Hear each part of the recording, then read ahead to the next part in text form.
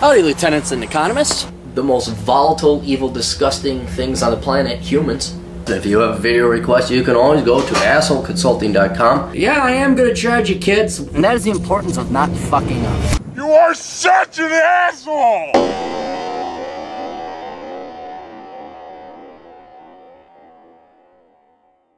Good morning all, assholeconsulting.com. It's a beautiful day in the neighborhood.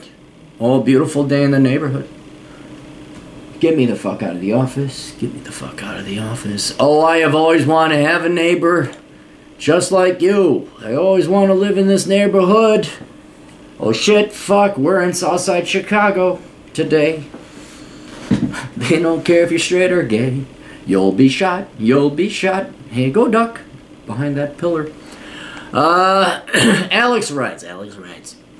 Hey there, Cappy, how's it going? Repeat customer here. I recently paid for the video Career Options for People with a Low IQ. During this video you mentioned sales, so I started sending out an application. I also started looking into the Army apprenticeship roles, as I've heard you speak positively about military options. The British Army gives you 3 options. Lose to the US, give up on India. No, I'm kidding.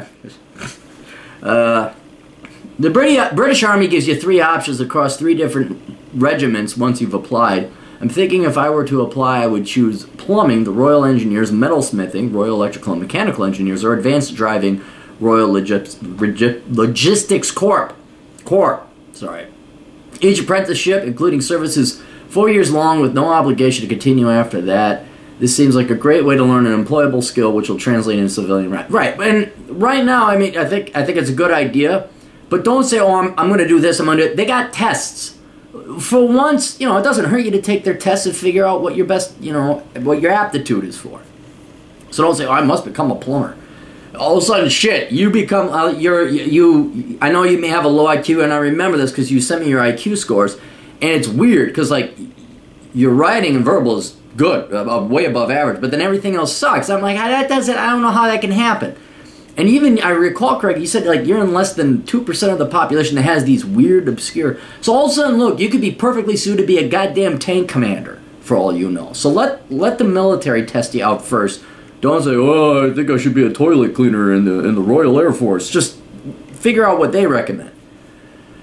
I also have the option of studying plumbing at my local college, though this would include living at home for another 3 to 4 years, although I would probably make some shit job at McDonald's to contribute something to the bills. Earlier this morning, I was offered a telesales job, $40,000 a year plus a commission from a home improvements company. I hate the idea of a long commute into the city and pissing people off over the phone. However, I feel kind of guilt-tripped in accepting this job as the ideal of studying for another 3 to 4 years, whilst being unable to make significant contributions to the house, make me feel like a loser. Dude, that's not worth it. What is it, U.S. British? That's maybe 28 grand U.S., and then you guys have 60% taxes, so that's like making, you know, $1.60.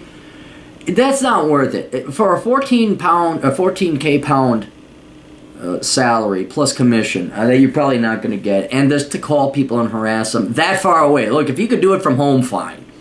If you could go down to the local car lot and go ahead and try and sell used cars, okay, fine. If you got to commute, that's pissing away your time and money. So I'm not against a sales job. I mean, still go ahead, try it. Just try it, but you got to try it so it works for your schedule.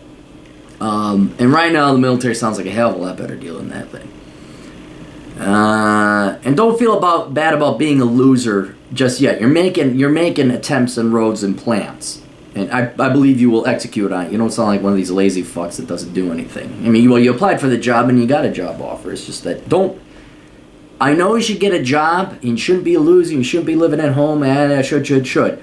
But at the same time, it's okay to stay at home for 3 months to 6 months while you get a better job offer than you would if you're in a rush. That's probably one of the hugest hurdles or drawbacks or things that kept me down, is like I always needed a job. There was no plan B. There was no going home. There was no, hey, can I crash here for a bit? There was none of that. It was, there's a cliff behind me or going forward, so I would have to take whatever. You don't have that situation. You can go ahead and, you know, be picky. Not picky like a girl from West Side London. I don't know. What's the snooty part of London? But, you know, you don't have to take shit jobs that are not going to work for your life. However,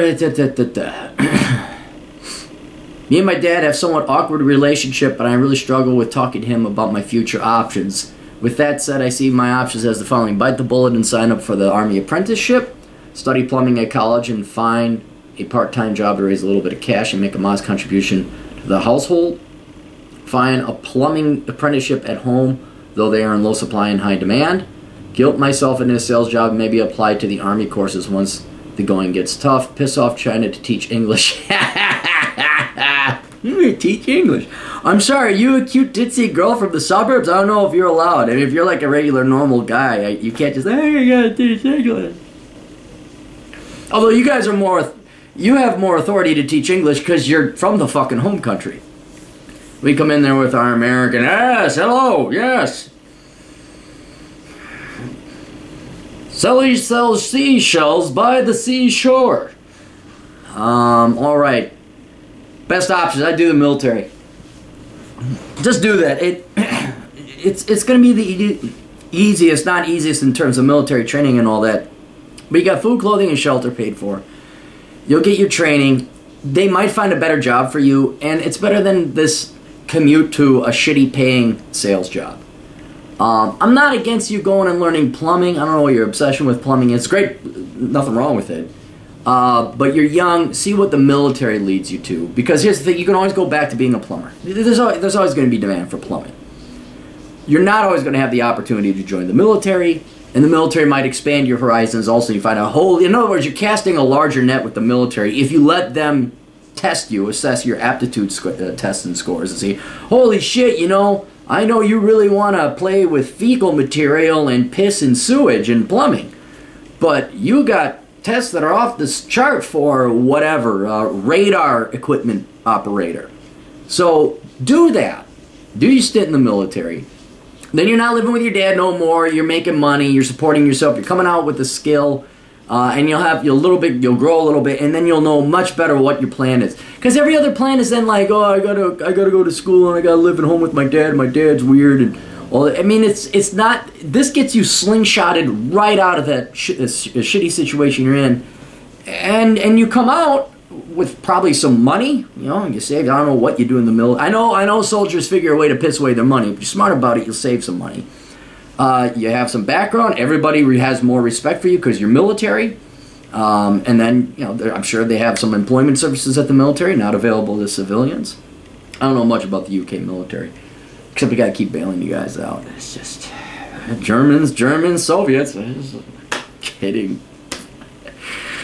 Yeah, that's the military would be the best way to go. And I would definitely talk to your recruiter. And don't get set on plumbing. See what they recommend. Alright, that's all we got. Hope that helped out. We'll see you kids later. Toodles.